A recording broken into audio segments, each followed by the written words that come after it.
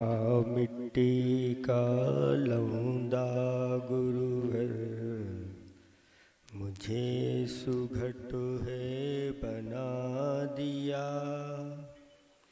मैं अनगढ़ पाषाण था भैया, छिन मूरत दे सजा दिया। मैं ठेठ जो बांस बना था, मुझे बांसुरी बना दिया। कैसे उनके गुण गाऊं मैं, दिया हाथ में थमा दिया, दिया हाथ में थमा दिया। देवादिदेव 1008 चैतन्य चमत्कारी श्री अजितनाथ भगवान की परम पूज्य 108 आचार्य प्रवर दादा गुरु श्री ज्ञान सागर जी महामुनि राज की परम पूज्य 108 आचार्य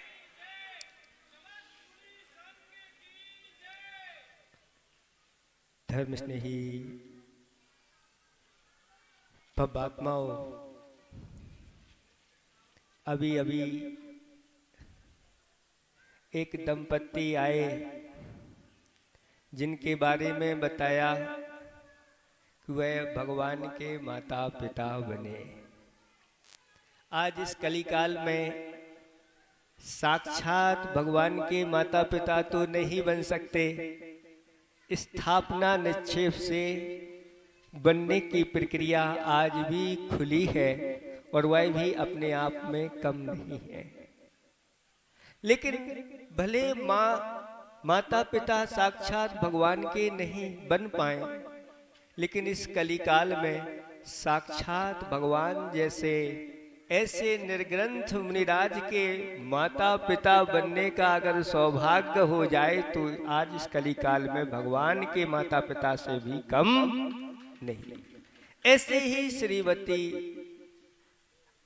श्रीमंती और मल्लप्पा को ऐसी संतानें प्राप्त हुई जिन्होंने अपने माता पिता का नाम जगत में बहुत ऊंचा किया। इनकी एक नहीं तीन संतानें आज निर्ग्रंथ दशा को प्राप्त हैं और स्वयं मल्लप्पा ने भी निर्ग्रंथ मुद्रा को धारण किया था।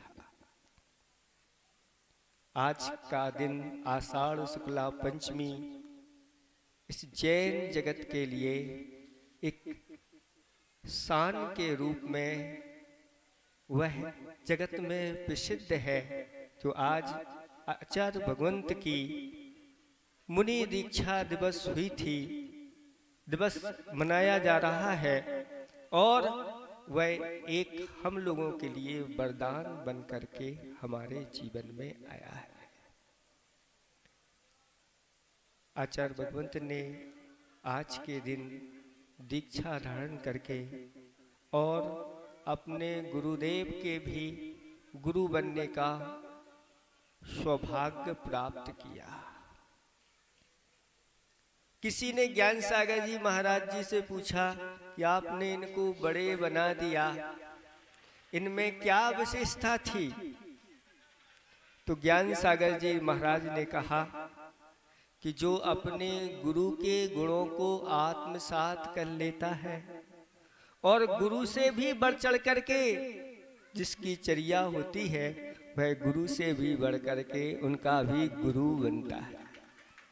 और इनमें क्षमा, विनय, उदारता और त्याग, ये चार ऐसे गुण हैं जो गुरुता प्रकट करते हैं। क्षमा इनके अंदर कूट कूट करके भरी हुई है, विनय इनमें कूट कूट करके भरी है, उदारता तो इतनी है कि आज पूरा का पूरा विश्व देख रहा है। यही उदारता का परिणाम है कि आज आचार्य भगवंत के द्वारा ऐसे महान परोपकार के कार्य किए जा रहे हैं। और त्याग की तो वह साक्षात मूर्ति है।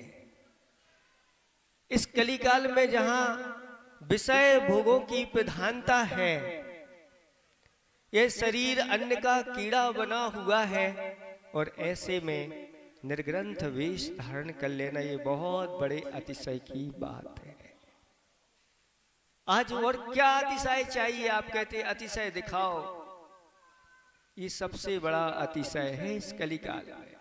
कहा है कि अंगारों का लेप लगाना सबके बस की बात नहीं है, तलवारों की धार पे चलना सबके बस की बात नहीं है, निज हाथों से सागर तरना सबकी बस की बात नहीं है, मेरू की परिक्रमा करना सबके बस की बात नहीं है, और निर्ग्रंथ दिगंबर वेश का धारण करना सबके बस की बात नहीं है।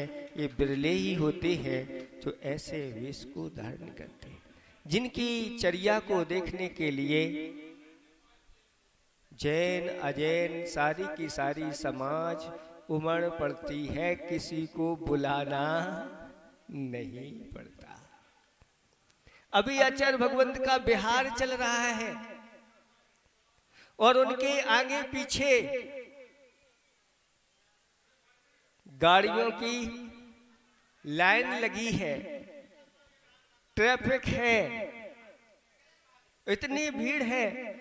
उन भीड़ के बीच में स्वयं पैदल चल रहे हैं, नीचे उनकी दृष्टि रहती है।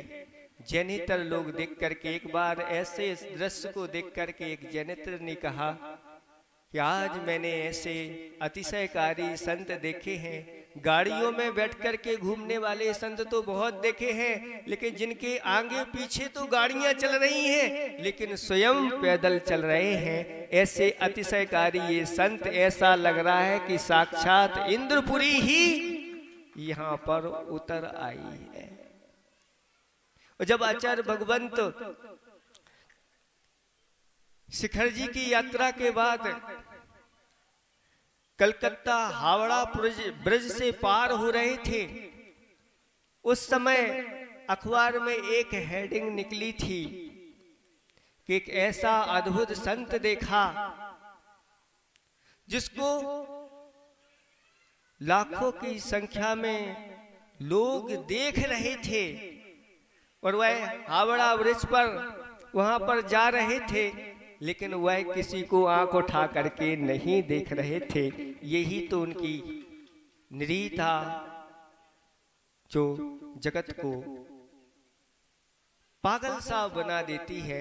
एक नजर अगर उनकी उठ गई तो लोगों के अंदर ऐसा आनंद का मयूर नाच उठता है, चारों तरफ आनंद की एक हिलोर आ जाती है।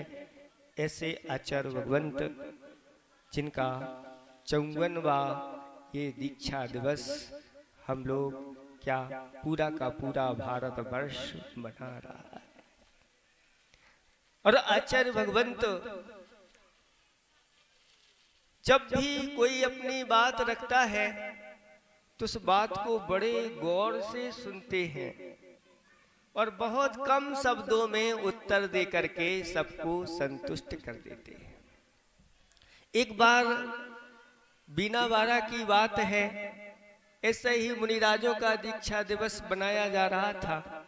उसमें आचार्य भगवंत तो नहीं आते, लेकिन संडे का दिन पड़ गया। उस दिन संडे के संडे आचार्य भगवंत के प्रवचन होते थे और आचार्य भगवंत का पंडाल में आना हुआ।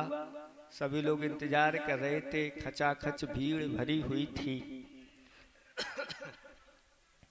और जो संचालन कर रहे थे कवि महोदय, और उन्होंने अपनी पंक्तियों में कहा, उस भीड़ को देख करके गुरुदेव उस भीड़ से बचना चाह रहे हैं और भीड़ उनकी ओर आकर्षित हो रही है। उस भीड़ को देख करके उन्होंने कुछ पंक्तियां बोली कि गुरुदेव भक्तों की भक्ति से बचकर, गुरुदेव भक्तों की भक्ति से बचकर दूर कहां तक जाओगे, और गली गली में भक्त बिछे हैं, अब कैसे बच पाओगे। माना भक्तों ने तुम्हें परेशान कर दिया, हमने माना बात सही है, लेकिन लाखों लोगों ने तुम्हें चुरा लिया है, इसकी तुम्हें खबर नहीं है। हमने भी चोरी की है गुरुवर, इस चरण चोर को सजा सुना दो। हमने भी चोरी की है गुरुवर, इस चरण चोर को सजा सुना दो। बस ऐसी ही चोरी करता जाऊं, कृपया अपना हाथ उठा दो। अगर हम चोरों को हाँ बता दो, इसमें लगेगी कौन सी धारा, बता दो इसमें लगेगी कौन सी धारा। अगर हम चोरों को आपने माफ कर दिया, एक नजर मुस्कुरा दो गुरुवर, एक नजर मुस्कुरा दो। इन पंक्तियों को सुनकर के आचार्य भगवंत ने मुस्कुरा दिया। और जब प्रवचन का समय आया तो आचार्य भगवंत ने कहा कि देखो आजकल के ये भक्तगण दिन दहाड़े चोरी करते हैं, दिन दहाड़े चोरी करते हो, सीधे आके कोर्ट में पेश हो जाते हैं और कहते हैं बताओ आचार्य भगवान इसमें कौन सी धारा लगेगी। तो अब हम क्या बताएं भैया, हमारे पास तो एक ही धारा है, वह है शांति धारा, और वह शांति धारा ही हम सबके ऊपर लागू करते हैं। ऐसे आचार्य भगवंत क्षमा की मूर्ति हैं। एक बार किसी ने आचार्य भगवंत से ये कहा कि आचार्य भगवंत ज्ञान सागर जी आपको पाकर के सफल हो गए। आचार्य भगवंत ज्ञान सागर जी आपको पाकर के सफल हो गए। तो आचार्य भगवान कहते हैं सफल नहीं, वे तो फल भी खा गए। फल इसलिए खा गए कि अंत में अपने ही शिष्य के चरणों में आकर के उन्होंने सल्लेखना धारण की, और उस जो दीक्षा का फल होता है, अंत्य क्रियादि अंत में जो यह आचरण किया है उसका तप का कोई फल है तो वह सल्लेखना है। और अपने ही शिष्य के द्वारा वह सल्लेखना को, निर्विकल्प सल्लेखना को प्राप्त हो गए। अंत में जब आचार्य भगवंत सल्लेखना आचार्य भगवंत की करवा रहे थे ज्ञान सागर जी महाराज की,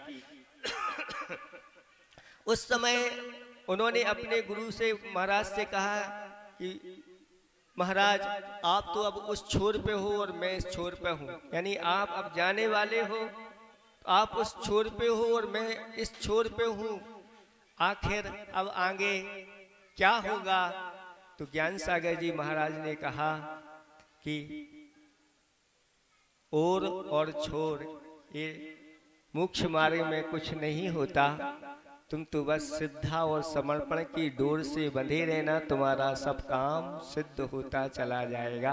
और आज तक उन गुरुदेव का सारे कार्य आचार्य भगवंत ज्ञान सागर जी को स्मरण करते हुए सब सिद्ध हो जाते हैं।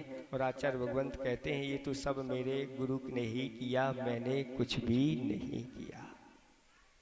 आचार्य भगवंत ज्ञान सागर जी महाराज ने बहुत सारे ग्रंथ लिखे, लेकिन निर्ग्रंथ ज्यादा नहीं बनाए, लेकिन जितने भी बनाए वह अपने आप में अद्वितीय बनाए। ऐसे ही हमारे आचार्य भगवंत ने ग्रंथ ज्यादा नहीं लिखे, लेकिन निर्ग्रंथ जो बनाए हैं वह अद्वितीय बनाए हैं। आज उनकी ही कृपा है हम लोगों के ऊपर बरस रही है। ऐसे अतिशयकारी बदाजी क्षेत्र पर हम लोगों का चतुर्मास करने का ये सौभाग्य प्राप्त हुआ है। ऐसे उन गुरुदेव के चरणों में यहीं से बारंबार नमस्कार करते हैं। और जब तक इस पृथ्वी पर सूर्य चंद्रमा विद्यमान रहें, गंगा सिंधु नदियां इस पृथ्वी पर निरंतर बहती रहें, मेरू पर्वत इस पृथ्वी पर अचल होकर के विद्यमान रहे, स्वर्गों में इंद्रदेव अपना शासन करते रहें, तब तक हमारे गुरुदेव की वह कीर्ति दिग दिगंतरों तक फैलती रहे। वह दीर्घायु हो, पूर्णायु हो और चिरायु हो। इन्हीं भावना के साथ उनके चरणों में सत सत नमन। नमोस्तु भगवन, नमोस्तु भगवन, नमोस्तु।